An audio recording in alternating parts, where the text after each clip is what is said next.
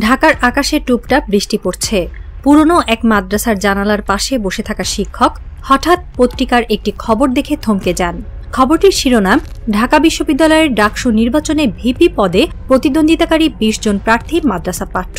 একটি নিঃশ্বাস গলার গভীরে আটকে যায়। বহু বছর আগে যারা তক্তপোষে বসে তার কাছ থেকে আলিফ লাম মিম পড়ত, আজ তাদের কেউ দেশের সবচেয়ে মর্যাদাসম্পন্ন বিশ্ববিদ্যালয়ে নেতৃত্বের আসনে প্রতিদ্বন্দ্বী।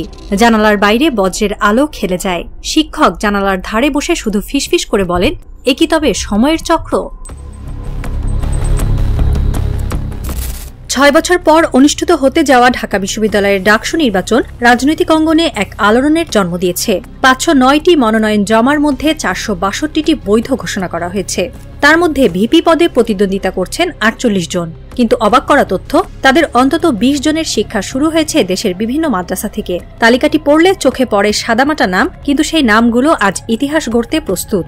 তামিরুল মিল্লাত থেকে আবিদুল ইসলাম, বাইতুর শরফ থেকে সাদিক কায়েম, লক্ষ্মীপুরের জাইয়েদা মাদ্রাসার আব্দুল কাদের, ঢাকার ফরিদাবাদের জামাল উদ্দিন খালিদ কিংবা সুন্নাট্যাংরার বিন ইয়ামিন, তাদের নাম এখন রাজু ভাস্কর্যের পাশের চায়ের আড্ডা থেকে শুরু করে বিদেশি দূতাবাসের রিপোর্ট পর্যন্ত ঘুরছে। কারো কণ্ঠে প্রশংসা, কারো কণ্ঠের শঙ্কা, কিন্তু সবাই বুঝছে নতুন কিছু ঘটছে। সেই নামগুলোর পেছনে লুকিয়ে আছে হাজারো মেহনত, সীমাবদ্ধতার দেয়াল ঠেলে বেরিয়ে আসা এক অদম্য প্রত্যয়।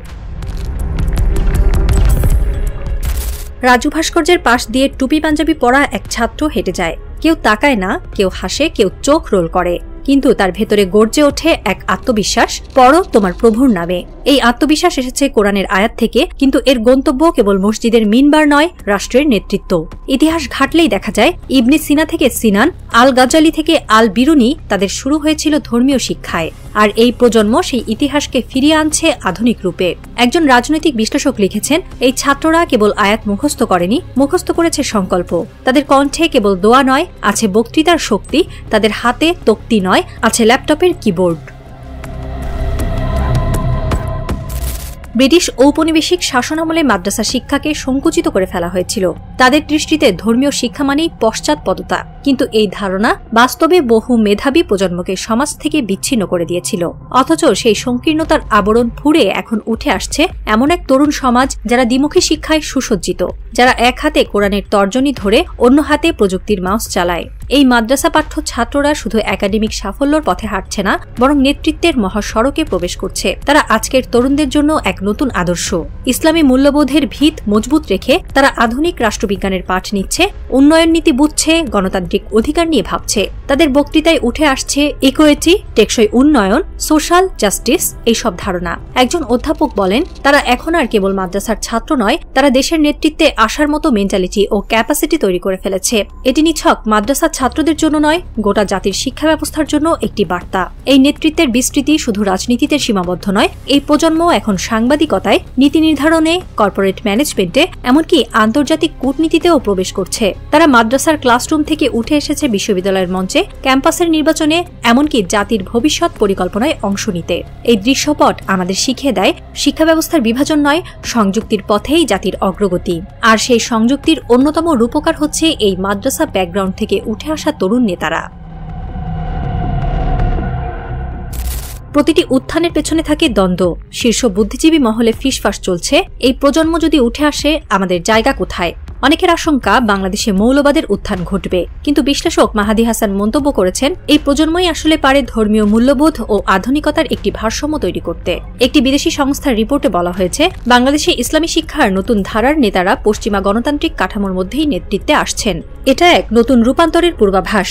একই সঙ্গে রাজনৈতিক দলগুলো এখন এদের দিকে তাকিয়ে আছে নতুন ভোট ব্যাংক হিসেবে। বলা যায়, এই তরুণরা এখন কেবল শিক্ষার্থীর ভূমিকায় নয়, বরং রাজনীতির চেঞ্জ মেকার হিসেবে বিবেচিত হচ্ছে।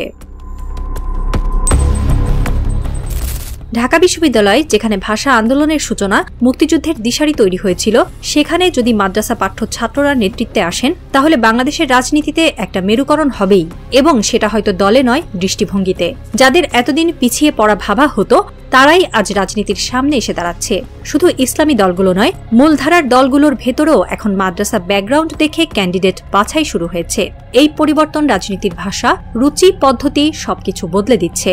কারো মতে এটি একটি ইসলামী রিপাবলিকান ফেজের সূচনা, আবার কারো মতে এটি একটি ইসলামী আধুনিক সেকুলার সংলাপ। অনেকে আশঙ্কা করছেন এই তরুণদের মধ্য দিয়ে ধর্মীয় অনুভূতির রাজনীতি হয়তো আবার মাথাচাড়া দেবে। তবে বাস্তবতা বলছে তারা এখন চায় সংস্কার, সামাজিক সুবিচার, উন্নয়ন ও বৈশ্বিক পরিসরে বাংলাদেশের মর্যাদা। এই বিপ্লবের মধ্যেও শঙ্কা আছে। কেউ কেউ আশঙ্কা করছে এই ছাত্রদের রাজনৈতিকভাবে ব্যবহার করা হবে, কোনো ধর্মীয় গোষ্ঠী বা আন্তর্জাতিক সংস্থা তাদের দখল করে ফেলতে পারে। কেউ বলছে স্রোতের বিপরীতে গেলে তারা নিধনের শিকার হবে। তবে সবচেয়ে বড় প্রশ্ন, তারা কি পারবে নিজেদের মধ্যে ঐক্য গড়ে তুলতে, নাকি বিভক্ত হবে দাওরায়ে হাদিস বনাম আলিম, কওমি বনাম আলিয়া বিভাজনে? তারা কি পারবে ভাষার, জাতির, জনগণের প্রতিনিধি হতে, নাকি একসময় রাজনীতির মসজিদ বনাম মঞ্চ বিতর্কে গা ভাসিয়ে দেবে? একজন অধ্যাপক মন্তব্য করেন, আমরা এমন এক সন্ধিক্ষণে দাঁড়িয়ে আছি যেখানে ধর্ম, বিজ্ঞান, রাজনীতি ও সংস্কৃতি সব একসাথে হেঁটে চলেছে এবং এই হাঁটার গতি নির্ধারণ করবে এই প্রজন্ম।